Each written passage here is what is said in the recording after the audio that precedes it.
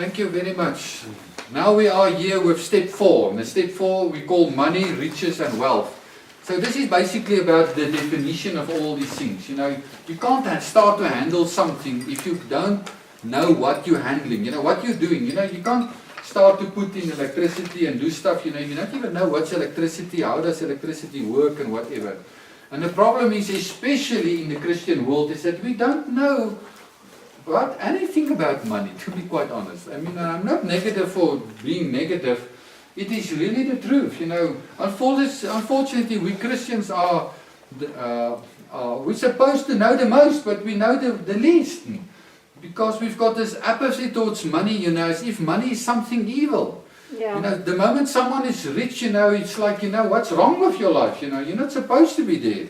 You know, can you not sell your stuff and give it to the world and to missions, you know? You know, people are, you know, the moment the guy's rich, he's stinking rich. You know, when are you stinking when you've got a lot of money? Now maybe you've inherited it, but at the end of the day, let's look at the heart of the thing to find out what it is all about. You know, Shalom sometimes presented this and he said, you know, he made an experiment, you know. He took money, he put it within a glass bottle, then he put the glass bottle on that table, and then he closed down all the gates and the windows and whatever. He put cameras there, and in the next place he was sitting there for 24 hours to see what this money is going to do, you know, to start to see if what is money going to do with each other. Make sure no woman is around there, because they will take the money and they will spend it, you know. So you need to leave money alone to see, you know, what money is going to do. And guess what? You won't believe it. The money didn't multiply, the money didn't become lesser, you know, the money didn't attack each other, the money didn't rotten, the money, nothing, the money just stayed money. Didn't steal. The money didn't steal anything else, you know, the money didn't pleeg bedrog, you know, what is that? Fraud or anything, you know, and he basically found out, you know, there's nothing wrong with money. I mean, money is neutral in a big sense. At least money is neutral. At least money is neutral. Money cannot be wrong. Because, you know, the root of a problem doesn't ever lie in money. It is the love of money that is the problem. The moment when you live with a low identity consciousness of yourself, and I give you money, then money will start to talk to you and you will do stuff that you must not do. Because, you know, for me to see what's in your heart, I can give you 1,000 rand, and then after the end of the week I will ask you, what have you done with the 1,000 rand? And I will know where is the worship in your heart.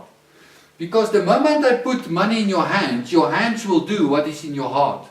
You will spend the money on places and things that is of value for yourself. And that doesn't say some stuff are wrong or not wrong, you know, because sometimes you need something, you need to buy something, but what is at the moment of value for you, you will do with the money. And when we look at the long run in your life, we will see what is the worship in your heart, because money will show me what is the worship in your heart.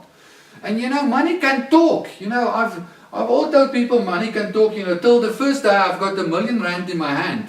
I tell you, that R1 million speaks enormously loud, without any words.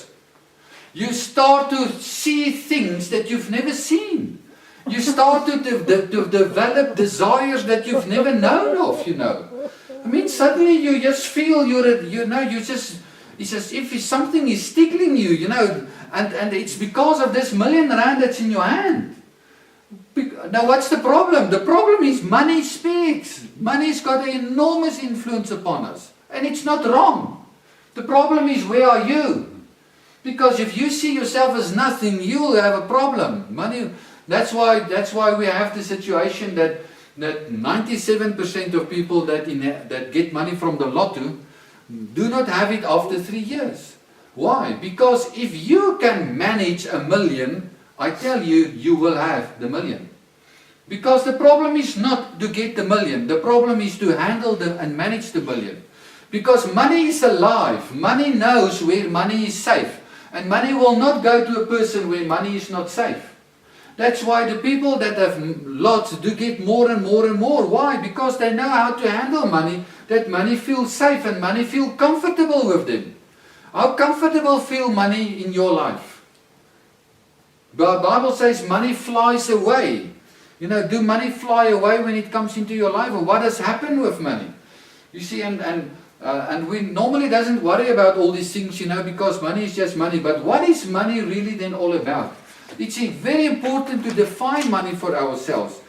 Listen, in the first place, it is very important that money is actually what we have as a 100 rand or a 50 rand is not money, it is currency. That's another story.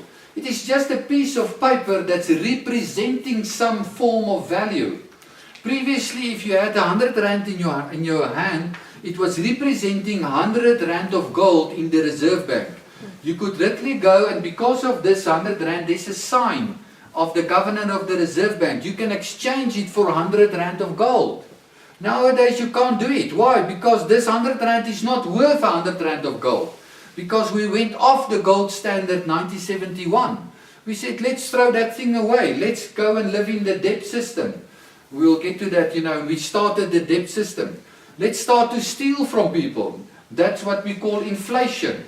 We've got 10% say inflation. That means that your 100 rand, you will next year get another 100 rand, but you can only buy 90% value with that 100 rand. The value of the 100 rand is 10% less. It's still the same 100 rand. We call it inflation. Because the government is stealing your money legally every year. Of the original 1962 dollar, there's about, I think, 3 cents left of value. 3 cents. The rest is stolen by the USA government. That's the only value that's left of the 1 million, of the $1 of 1962, is 3 cents. The rest is gone, it's stolen. People, we get poorer and poorer and poorer because they're playing a trick on us and we don't know what they're doing. And we must go into a situation where you beat them. Otherwise, you will start to save, and I tell you, you will save yourself into poverty. Because they even got their hand there in the pocket. And everywhere you are taxed and whatever. And somewhere we don't see that people they don't make progress. They don't make progress. They go backwards all the time. Why? How do you solve this whole thing? We can only solve it by, number one, to understand what are we dealing with here. Money is only what we have as money. The only real money in the old days was gold and silver. That's why gold is the only thing that if you could say with 1 ounce of gold, you could buy a suit, you will still be able to buy a suit with 1 ounce of gold today. Right through history. Only gold is the only thing that holds its value right through ages. Only gold, nothing else. Okay? So it's an interesting thing now to talk about, you know, do we need to invest in gold and have gold or whatever. But when all money systems collapse, only gold. People go back to gold because only gold remains stable. And then from gold we move back now to the currency thing and dan toer ons weer met alles hier rondom ons. Okay, so what is money then, sort of, you know, the money in your pocket? The money is an indication of value. That's very important. Money has its origin with God. But it is not that God has printed money. No. God is a God that knows who He is and what is the value of Himself in this world. Everything He created in His value, with His value. He puts His value into it.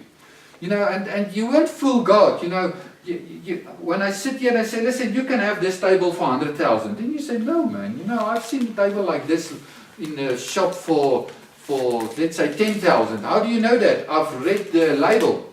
Because the label is the indication of the value of the table. The amount of money that you must exchange. Do you know that to pay you out from the devil, Jesus had to give His precious life. You were bought with His precious blood.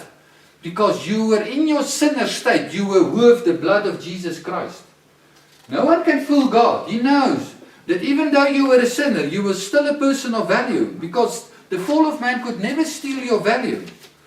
You see, you can take this 50, let's say this 5 rand, you know, you can put it in the mud, you know, you can put it there in the oven and, you know, you can whatever. It still remain 5 rand because the value is still 5 rand. You know, because it doesn't mean if it's dirty or not dirty. The point is that there's some value to things, and you must develop the capacity to start to look with value eyes. You know, what is of value around here? What is valuable in your life? You know, when we married, we said to ourselves, it's not a right and a wrong. We want Marianne to be at home. That's for ourselves valuable.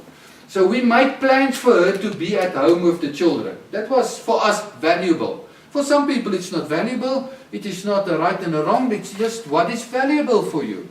Because whatever is valuable, you will start to follow, you will create it, you will do it, and you will get yourself to that point.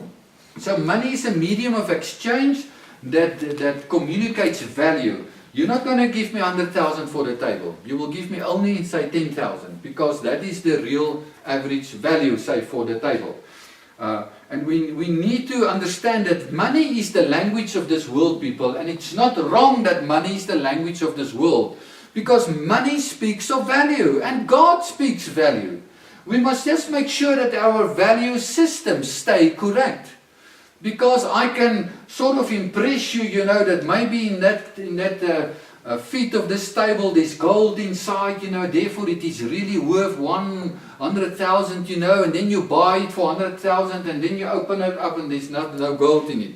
You know, that's not the right way of selling thing and give some person an impression of something of value that is not really of value that you have sold it for. Okay, so value is very important, and you must, as we said, not be impressed by value that is not maybe there at the end of the day. In Philippians 4 verse 18 it's saying that finances are a lovely fragrance, an agreeable sacrifice that is well pleasing to God. People, at least money is neutral, but money is more than neutral. Money is good. Money is from God. It is well pleasing to God. It is a good sacrifice or a fragrance for God. Why? Because, you know, I've worked today, I've worked hard and I've made 1,000 rand. Now I take this 1,000 rand out of my pocket for my services and I give you this 1,000 rand. You know, it looks like I give you 1,000 rand. No, I give you 1,000 rand of life. You must see it in another way. That 1,000 rand is representing my daily work here that I've made profit. That is my blood money, if you can say. That is my life in that money, because I put a whole day of work into to get this 1,000 rand. And when I give you 1,000 rand, I give you much more than 1,000 rand. I give you a piece of my life. I give you a day of my life. And when we start to realize these things, you know, we say to each other, but won't it not be good if we can build a portfolio where when we die and all our children can inherit, say, at least a house? I mean, just that was a thought. Then we realize, you know, the average person spent full time working 7 years to pay off a house. If you take your whole pay, you put it in your house, you work more or less 7 years. So the moment my children can inherit a house, I give them 7 years of their life back. Now that's a big present, eh? Because now you may be 25, you get a house. You're going to work 7 years, 25 to 32, the whole day to get that house. But now suddenly I give you a house. Now you have 7 years that you're going to work and you can use the money for yourself, not on your house. Because you got the house for free. A house is 7 years of life on earth. That is what an average house is all about. Because that is what it is. That's the value in it. You know, okay, it's a house, listen, it's not only a house, it's not only 1,000 rand. The value in it is a certain amount of energy, of life that you've put into it. And when we receive it, we must see it in that light, and we must handle it with that thankfulness that, listen, I've received some life from some person. I haven't worked for that 1,000 rand. You haven't worked for it. I worked for it. I worked for the whatever way, maybe for the house or whatever. And we're receiving years. Listen, we've said the most precious thing is time. I give you 7 years of my life. I transfer 7 years of my life into your life when I give you a home. That's incredible. When I transfer 2 houses to you, so if you can say it like that, I give you 14 years of life. I mean, if I take like, let's say the average house that we're handling, we make say about 15,000 out of one house. Now, if you get today 15,000 in a pension, then you are part of the 10% richest people in South Africa in pension. Because only 10% people with pensions get 15,000 and more. Only 1% people in South Africa get 25,000 and more pension. Only 1%. So you are a very lucky guy when you get a house that gives you 15%. It means that you never need to work even for pension. The house is already there. That's my pension. I mean, most people, that's our biggest problem. It's not only to become financially free, it's the pension question. It is an enormously big question that people can't answer. We will look at that, how to think about pension. It's not so difficult, but it is maybe one of our biggest problems, how to get there. Okay, so money is a sweet smell, a sacrifice, well acceptable, well pleasing to God. Hey, come on. If that is what money is, you can just as well have a lot of it. Because you can do a lot with it. That's pleasing to God. Do you think it's pleasing to God when you help other people, out of their problems and you buy for them stuff and you can pay for their studies and whatever? Do you think it's pleasing to God? Of course it's pleasing to God. So why are we not doing it? You can get rewarded even for that in heaven. But the problem is this. You can't give someone else something if you do not have enough for yourself. One of the first things that we need to learn in Moneywise is that there's nothing free on earth in essence. Because everything is worked for by someone somewhere. You can get something for free. We've talked about the houses, we will get there. But in essence, anything was created and worked for in a certain way. And I need to get to the point to say, listen, get out of the thinking, where can I get a grant from the government and a donation from there and a donation from there. Listen, it's not wrong to get donations and whatever, but listen, get your mind to the plan and make yourself responsible for your plan, in and out. Don't bargain on your parent and your inheritance and whatever. Get a plan for yourself and make yourself responsible to get it and sort it out. Because you must get that skill. But you must get to a point where you have more than for yourself. If you battle to buy for yourself food, how can you give food to other people? You don't even have enough for your own house. So you have to think far bigger than just for yourself. Most people only think till they retire or till they die. I must just have enough till they die. Listen, if you die and you have consumed 7 million, I want to make a suggestion that if you don't leave 7 million when you die, dan was jy 'n vampire op earth, man. Jy het net kom leeg suig hierso. You're supposed to leave something around here.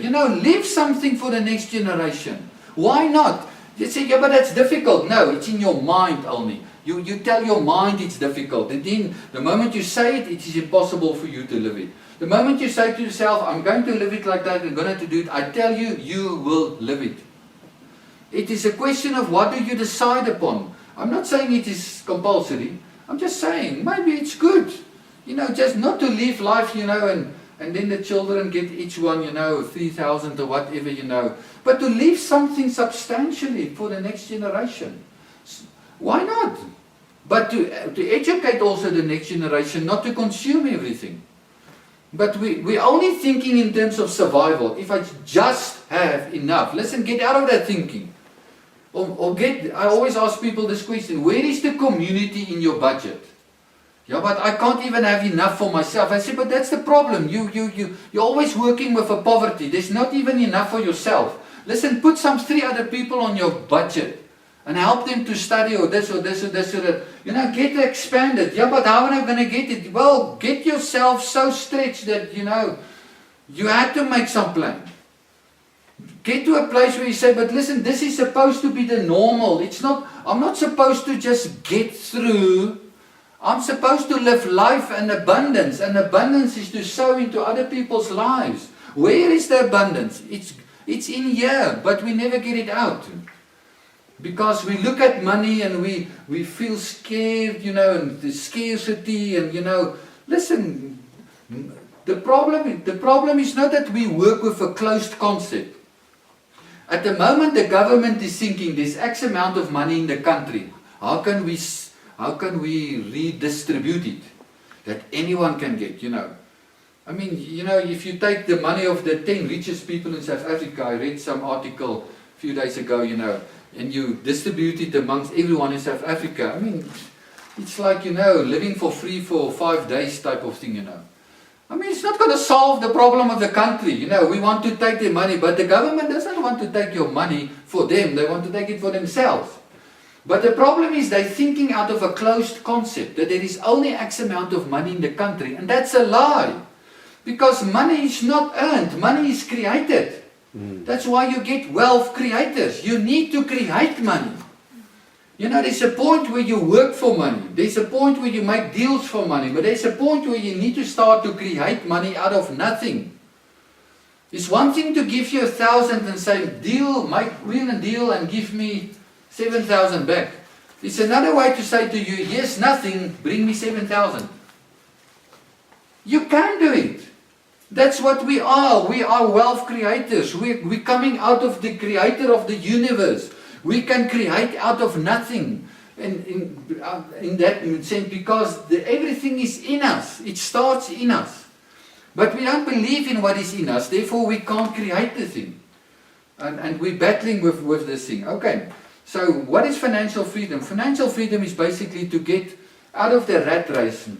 That if you maybe earn now, say 30,000, my monthly expenses is 30,000, because that is my active income, to create through your active income another income stream through investment where you get a sort of a passive income stream. That's not always passive, but but doesn't take your active time every day, where you create another income stream that reaches, say, 30,000. Then you can live on that 30,000 and you don't need to work any longer actively for 30,000. You have it on this side.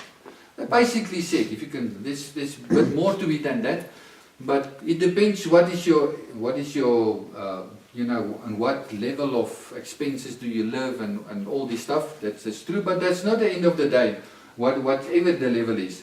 The point is that let's look at, this is a very important, let's say, chart, I don't know, a table or whatever that you can look.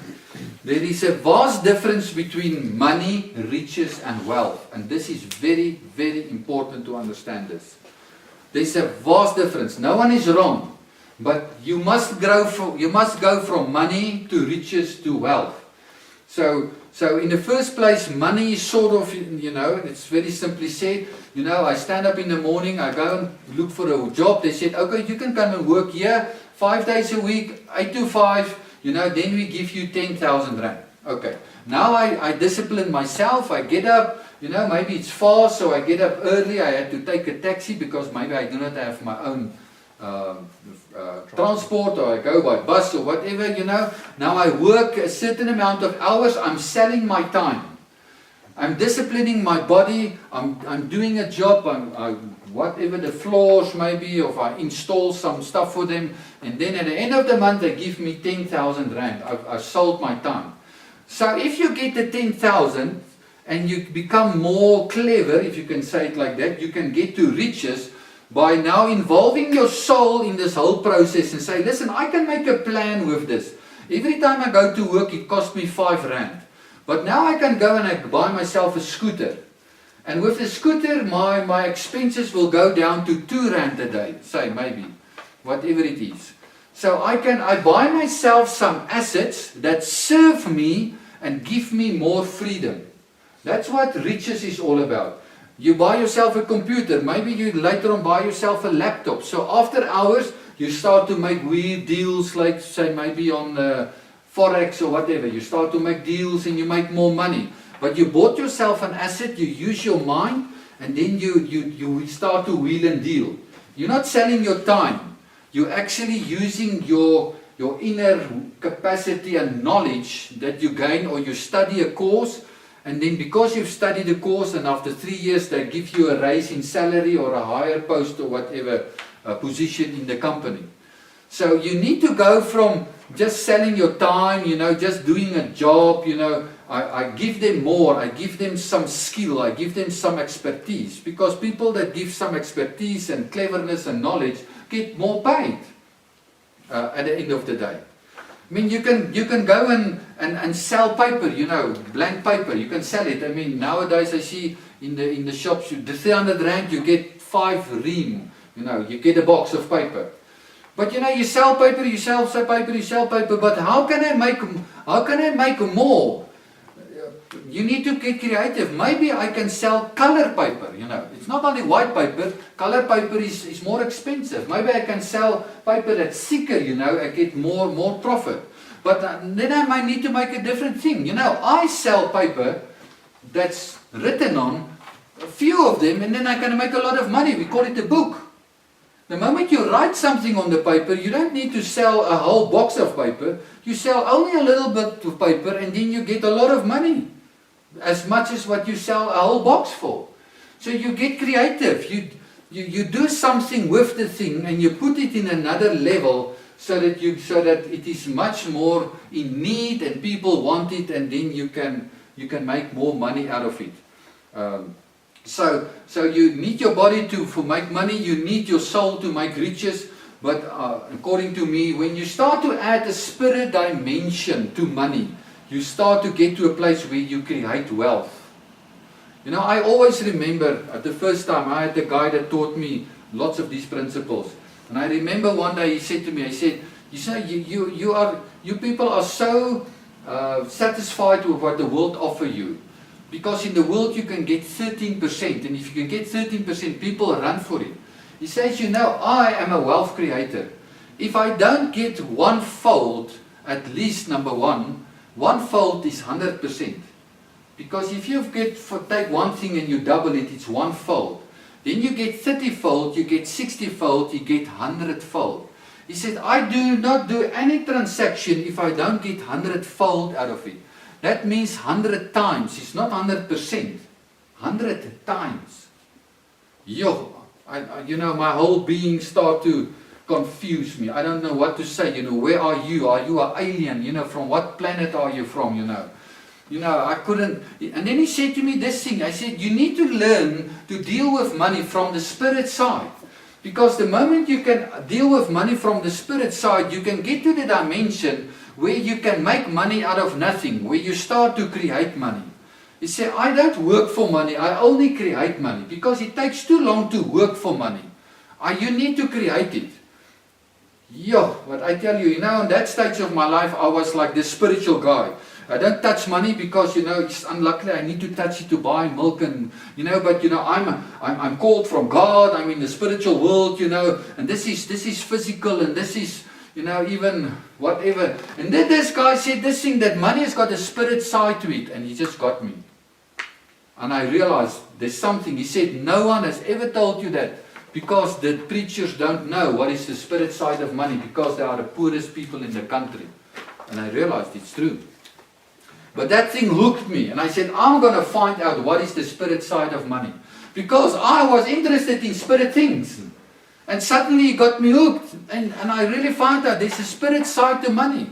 It took me 3 years to find the spirit side of money. And to formulate a plan. And from day one, we've made 30-fold. And we could raise it to 60-fold and 100-fold. Eventually at the end of the day. But you need to see the thing. At that stage when he told me this, I saw him through some time, how he bought the property for 1.32 million. And he sold the property 3 years later for 160 million. I was totally confused. I said to him, my friend, listen, help me to make one such a transaction. Then I know I'm well off, I only one. He said to me, sorry, you can't do it because you don't see it. And I realized it's true. I don't see it. I want the deal, but I can't see the deal. He said, you must first see the deal before you can make the deal. Because you cannot go where you can't see. Everywhere, wherever you live, tell me what you live and then I'll tell you what you see. Because you can only live what you see. And if you don't see it is possible to create money, you will never create money. And I started to see that houses is for free. I start to see it. And the moment I see that houses was for free, I could buy houses for free. But you can't do it before that because it's a revelation. It is a definition of a thing that you need to grasp in the inside. And if you can't grasp it in the inside, you can't live it on the outside. You can live nothing on the outside that's not clarified in the inside. And I don't think that necessarily mean it will take you also 3 years to get there, because that's why we have a course. I didn't have the course, I had to go and study myself. But you can get to that point because the dimension is in you. You just need to start to see that dimension. And that it will unfold for you in a different way as than what it will unfold for me. And that's very important. You cannot copy me and get the same results. You must go and investigate what is in you, and the moment you start to live the real you, it will start to happen for you, the same dimension. But it will not be the exact same plan as my plan. Because all of us plans are different. Because we're different people, different phases, different skills, different development, talents and gifts and so. Okay, so with my body I work for money. I work for salary. With my soul, I make plans and I get riches. There's nothing wrong with riches. But there's one thing that we will see what's wrong with riches. Number 3, we create money. As a wealth creator, we create money. We work for a salary, then we start to save, that's good. But then eventually at the end of the day, you need to multiply. You need to make exponential money. The moment you go over one-fold, you start to make exponential money. Because it's over 100. It's no longer 3,000. Then people phone me and they say, we're a company, we offer you 40%. I tell them, I'm not interested in 40%. Then I hear them in the other side, I love those calls, And I said, listen, I can help you to make 100% at least. And they become so quiet, I said, can I tell you, and then I start to evangelize them in, in terms of the gospel. I said, listen, I'm not interested in your 40%. I'm only interested if it starts with 100%. And if you can't offer me 100%, I don't even look at the deal. Because it's not worth looking at it. It's not wealth creation. Why involved in something that's... You can if you're happy with 40%, it's fine. But you don't need to be happy with 40%. So you've got a salary, savings, but you cannot save yourself rich. I mean, it's a problem. Then you must get to multiplication. Exponential multiplication. That is 30-fold, 60-fold, 100-fold. In the first place, we sell hours. Then we start to work for a percentage. Now I will sell these machines, but every machine I'm selling, I get 20% from the price. Then you start to work on percentage. Now you've got more control of your time. You can even make more money. You can live. You can work harder, work longer. You can make more money. But percentage is also not enough. We must start to live in the fold dimension. In the first place, we need to discipline ourselves. Then we need to understand the principles in the thing. And then we need to understand the nature and the spirit of the thing. And the game lies in the third one. When you see a wealth creator, you see someone that's playing life. I once sent my Shalom and a friend of his to a guy down in the Cape, and he was making a lot of money. He was having R1 billion of property on his name, So I said, just let him be with you for a week. He said, no, fine, send him. The stories he came back with was incredible, He was just playing this game, I said, Father, tell me, Daddy, you can't believe it, we go to the office in the morning and we have a chat, about life, what life is all about, and let's say, let's read the paper if there's any problem in the country that we can solve, That's why they read the paper, to find a problem to solve, because solve a problem, you get money. Then they read there, about this. The education department looks for a building, like this and this and this. And they say, oh, let's go and look for a building, Then they drive around in town. And then suddenly we'll just stop there and say, look at that building. Tell me how we're going to buy that building. You say, oh, of course, as a child, you're not orientated to this world, And they're always talking like 10, 13, 20, because they talk nothing below $1 million. There's no talk about anything below $1 million. And then he said, but how can we make money here? He said, but Daddy, I only see people and fences and roads and whatever. And then this guy started to talk to us. He said, listen, we can do this and this and this and this. He said, when you finish, we see money all over. There's money everywhere here. It's as if your eyes open, he said, but listen, we can get extremely rich in this road, in this only road. But this guy is just seeing it. He's just seeing it. He said, he took us to a building, he said to us, we're going to buy this building. He said, you two are going to buy the building, we're going to pay it luckily for you. So now I sent you into this building to see what's the value of the building and everything, you come back, you will do the contract, present to the people and whatever. So they went through the whole process and at the end of the day, he said to them, but listen, the calculations is not working out. It looks like a bad deal you're doing. He said, no, you don't understand.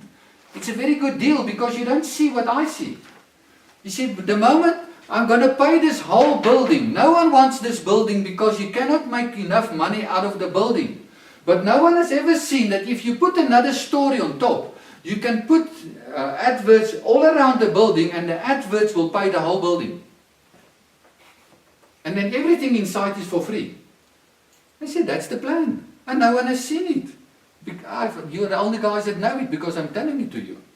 So they're buying buildings and they've got these plans and they're making a lot of money out of it, And he said to them, Daddy, you can't believe it. This guy sits in his office and he said, I'm feeling like a child that's in a sweetie factory, It was 5 o'clock, they've closed it and they've forgotten that I'm in here, I can do it here, I can eat here, I can whatever, This is my factory. He said, this is life for this guy. We never talk accounts and, the problems in life. He said, you will never find this guy talk about problems. He said, he tells us, they read there in the paper about, they say there in the harbour is there a lot of rubbish, or there's a mountain of rubbish, whatever it is, Anyone that wants to take it away can do it, but you can take what is there for free. So no one did it. So he went to the harbour, he found out, listen, there's a very big component of rubber in this rubbish. So he made his analyzers, send it to the whatever laboratory. Then he found out and he got on the internet and he found a guy in China that bought this amount of rubbish for 25 million. He sent his boat over, he fetched it and he walked away with 25 million. Why is no one else walking away with the 25 million? Because no one else is seeing what is in this rubbish. That's the point. You must start to see that wherever you are, there's some possibility of making money. In everything you can make money. Everything. Anywhere you can make money. But you must start to develop your sight in seeing where is the money hiding. And get it out there. But that is the development that you are responsible for, to start to see. My child was changed when he got back. He said, listen, I'm just seeing money everywhere, because it is everywhere. But we were not raised like that. We were raised like, the world is difficult, we must count our cents, and we must just get through, and we're no longer playing the game. It's no longer a game. It is like this heavy life that's on our shoulders. Okay. It's all about needs, then desires, then worship. It's all about provision, sharing, abundance. Then the wrong side of money is consumerism, the wrong side of riches is covetousness, and the wrong side of wealth is mammon. So, consumerism is just buy. It's like a therapy, in buying stuff. Covetousness, is the problem with riches. What was the problem with the rich guy in the Bible? The problem was not that the guy was rich. The problem was that the guy has thought that his riches is the end of the road. Riches is not the end of the road. Riches, the end of the road is also not wealth. There's another stage after riches, it's wealth. But there's something after wealth. It is redistribution. It is reinvesting your money into people. That's what it is all about.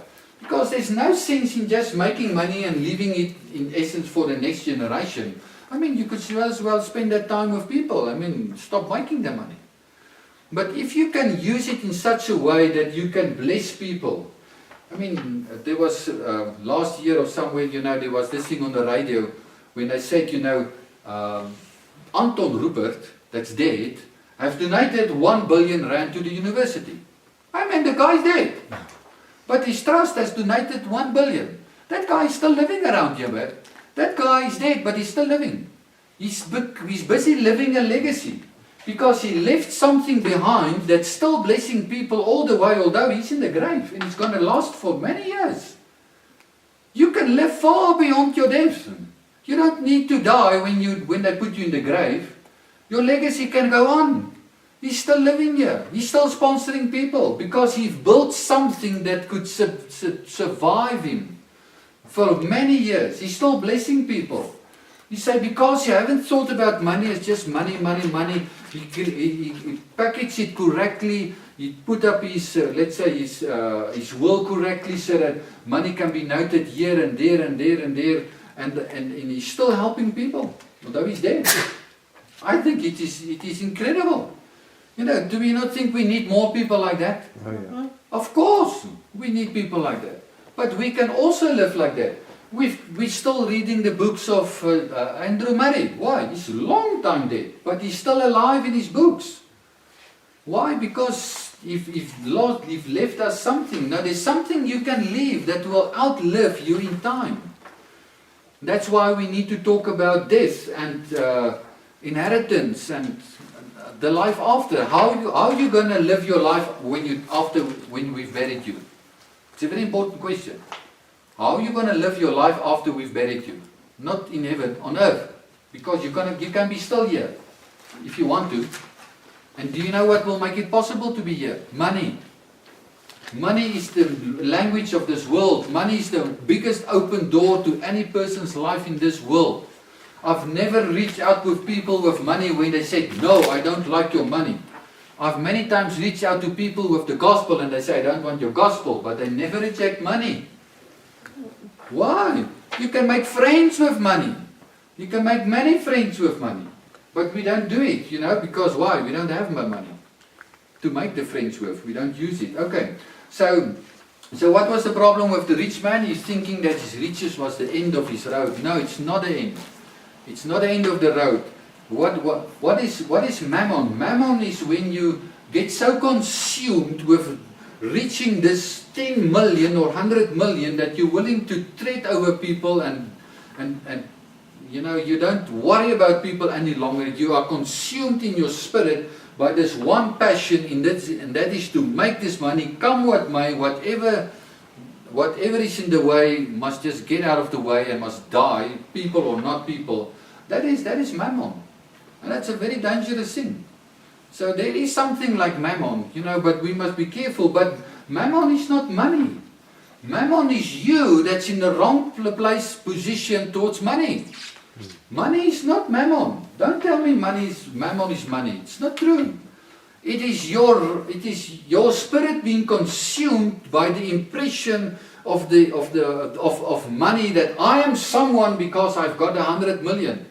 Well, you are the same person without the 100 million. You are not something better with the 100 million. You're just in a better place to live your life with the 100 million. That is very true. Okay, so money is a medium of exchange. Keep money where it needs to be. Money is never an end in itself. It's always a means to an end. Riches are bigger than money. It is all the assets we have, the homes, the cars, the businesses and the furniture. It's not wrong to have assets, but the assets is not a description of your identity. You know, people look, oh, look at man, look at his car, look at his house, you know, you must be this, but in the meantime, you know, it's all the bank's money. No asset of yours is your identity. Your identity is far bigger than your assets. Your assets are there to help you. It's not wrong to have assets. It's not wrong to have good assets, because it can help you along the way. But never see your hope and your identity in assets, in riches. That is very wrong. I always say it's very clear when you talk to a rich man and when you talk to a wealth creator. When you talk to a rich man, he talks to you about his money. You don't ask him, he tells you about his money. When you talk to a wealth creator, you had to force him to talk about money. I remember I've made an investigation and visited wealth creators. I tell you, you had to force them to go to the money subject because they tell you, listen, this is not my life. I'm not living for money. I'm living for people. I'm living for relationships. Yes, I have a lot of money. I'm making a lot of money. But that is not my life. If you only want to talk about that, you can just as well leave. Because that is not a representation of my life. All of them told me that. All of them. They don't want to be identified as rich people because they are not impressed by being rich, you know. They know they are rich. Not before they even had the money. Because as we've said, we can't make you rich in Moneywise. You are rich. You were born rich. You just discover your riches. You just manifest your riches and you just live that life that is in you. You say, and you're no longer better because I'm living in this estate, I'm better than people living there. I'm not better than them. I'm not of more value than them. I may be more developed, I may be more of wisdom and more living with a plan, that's true. But they can just as well have the same. But it's their decision. But I've never become more and better, and they will never look down on you, wealth creators. There are people that's living very, very simple lives. I mean, like, what's that guy, that guy that's investing, Warren Buffett? Warren Buffett. I mean, he's still driving his car, he's buying his Big Mac or something in the morning, he doesn't even have a computer at home, doesn't even have a chauffeur, he's living a simple life. He said, listen, this is my life. I mean, is it wrong to have it? No, it's not wrong to have it. But you will always see these people, they live with simplicity, they live the life they want to live. They don't want to live a life to impress you. Wealth creators normally live in places where you don't see them, where houses that's normally not so impressive as him, living still in the same house since he was about, let's say, starting his investments. He's still living in the same house. Because, for him, life is to live the life that he's living. It's not to live in a certain house and a certain car. And if you do that, it is also not wrong. The question is, why are you doing it? Do you want to impress people, or is this the life that you really want to live? Okay. Maybe we can just talk a little bit more about wealth. Wealth is a holistic term. Wealth is much bigger than money. It's much bigger than money. We will close down now. Because wealth is a holistic term. It means the sum total of all your relationships is your wealth. Part of your wealth is your health. It's the fact that, are you happy? Do you enjoy your life? Do you enjoy your relationships, your marriage? Are you satisfied in yourself? Do you have peace with yourself? Do you have sound investments in your life? There's lots of things, everything in your life together actually makes wealth. It is not only one thing. You cannot, the actual biggest identification that I can find of a wealth creation person is that he's conquered the relationship track and the money track. It's the only people that I found that have conquered both. When I meet a rich person, I see someone with lots of money, they talk about it, but normally they've worked so hard, they've lost their relationships and their family. But wealth creators have got a balance between the two. They've conquered both, and they live in the balance of the two. They're not against money. They are absolutely making a lot of money. But they keep money for what money is. And then they come back to relationships and they live the life they really want to live. They are holistic people. Therefore, they are people that's concerned about health and sport, and recreation and holidays and living a balanced life is very important for all of them. All of them. They are not these freaks that freak out in one thing, and the rest is just absent in their lives. They are very balanced people, enormously informed people, very, very sharp people.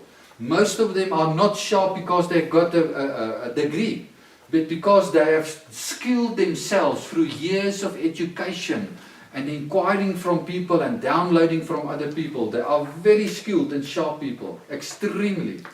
I tell you, it's the most what for me, it's the most, inspiring type of person to talk to, because they can talk about life, they can talk about things deep, they know life, they can jump from the relationship thing to the business thing, they know things, they've got lots of mentors in their life, like a guy like Kusaki, he's so, successful, and still he's got 8 mentors in his life that he's paying to tell him what he doesn't know.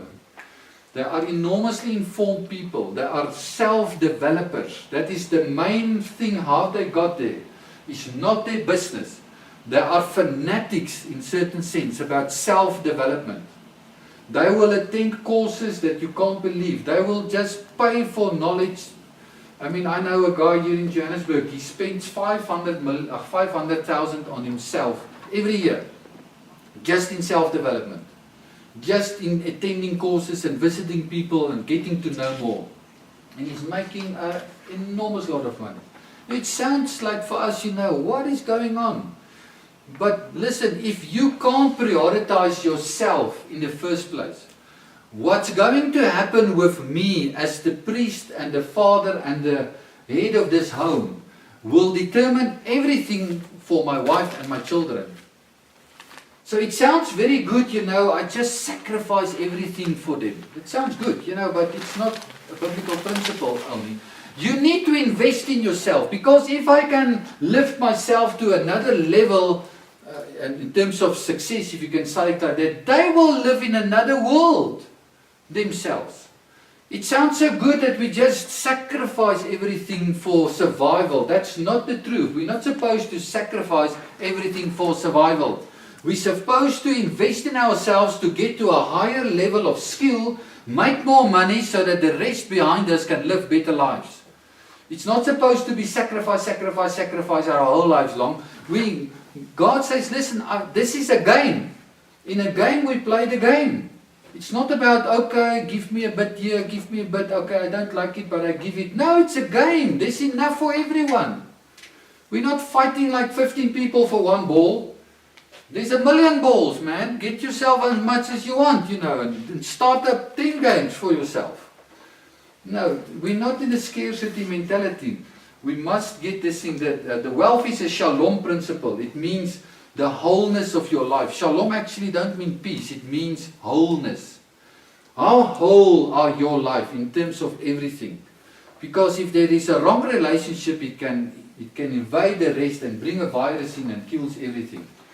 Okay, Deuteronomy 8 verse 17 to 18 say, and so that you might not say in your heart, my power and the might of my hand has gotten me this wealth. But you shall remember the Lord your God, for it is He who gives you the power to get wealth, so that He can confirm His covenant, which He has sworn to your fathers as it is today. I've never heard a sermon on that. Never. That it is the Lord your God that not only gives you wealth, that teach you and gives you the power to generate wealth. Because God is a wealth creator. He created out of nothing. So why can you not be a wealth creator? I mean, that's your nature. That's your calling. That's your position. That's your authority. That's your everything. And I tell you, you will not be satisfied to live in a shack. Because that's not your nature. I don't see people satisfied and happy because they live in a shack. They all want more. Why? Because you're supposed to have more. It is from God. Money is not, wealth is not a closed concept. We must move from money to riches to wealth. Okay, we can just close down with this only question, what actually then is success? We're living in a world where, when we live in a 15 million rand house, you've reached success. Of course there will some form of success be involved in it, if it's your house and it's paid off and whatever. If you drive a beautiful car, of course there will be some form of success in it, but that in its essence is not necessarily success. Success is not the point. Success is not an asset in itself. It is good to have it, but success is to live the life that you want to live. Success is to live that real you that you want to live. If it costs 1 million or 10 million or 100 billion, it's not a matter. If you want to live it in India amongst the slum people, or you want to live it in Mooi Kloof, I don't mind where you live it and how you live it. It is not the point. The point is, are you happy with what you're living? Is it really the life that's inside of you? Because people are called for different things. You get wealth creators that say, listen, I know I must start a business and give jobs for 2,000 people so that I can support 2,000 families. They are just persuaded and they do it and then they do it. And they get lots of kickback in it and they live well themselves in beautiful houses. You know, but their motive was not to live in a beautiful house. Their motive was to solve something, to give job for 2,000 people. If it's not your heart, don't do it. You know, do what's in your heart. Be honest, what is the life that's in you? Define it for yourself and live it. That life will have a certain, let's say, outline, a certain budget, a certain plan, a certain strategy. It will involve maybe certain countries, certain places, a certain way of having family or not, you know. Be specific and clear about what do you want to live. That when you live it, you know, you are happy in it. I mean, I can say the life that I live at the moment is at least 99% of what I really want to live. I mean, I could see through the years, I could see, I always say to Marianne, we are 65% on the road, 75, 85, you know, 90. And eventually now, I tell you, I know I'm at 99%. I love what I'm living. I love what I'm doing. I enjoy every day as if it is a paradise. You know, I don't understand why people are so anxious about everything in the world. Yes, it's not going well there. But in my life, it's going extremely well. Why? Because I asked God to make it extremely well, and I've done my part and He's done His part. Because that's the normal. Because listen, the government is not going to change, the world's not going to change, the global agenda is here, the Antichrist will come. And yes, we will feel it sometime, you know, it will maybe ask us a price. But at the end of the day, we can live what we want to live. And let me tell you one thing, even though they come and take away my house and my car and whatever, I will still live that life. Yes, it will be not so easy to live it with the necessary assets, but I can still live that life because that life is in me. That life is not in the first place in what's the things around me. The things make it easy and happier, if you can say. But nothing can stop me living what I'm living at the moment. Nothing. Therefore, I'm not worried about the future. Because nothing can stop me living what I'm living. And that doesn't say tomorrow will not be difficult without challenges and without problems. That's not what I'm saying. Every day has got its own problems and challenges. But when you find the spirit of the game, it's as if the problems just start to vanish. It becomes very small. You laugh at it because you know, man, it's just normal things popping up every day. Because we're still in a broken world. Things break, you know, like the swimming pool today and the pipe and, you know. And then we fix it. I mean, yes, it's a lot of hassle, but we fix it. Why not? I mean, we can. We are bigger than any problem. We don't get disgusted or discouraged by problems. It's part of life. Solve the problem and you will make the money.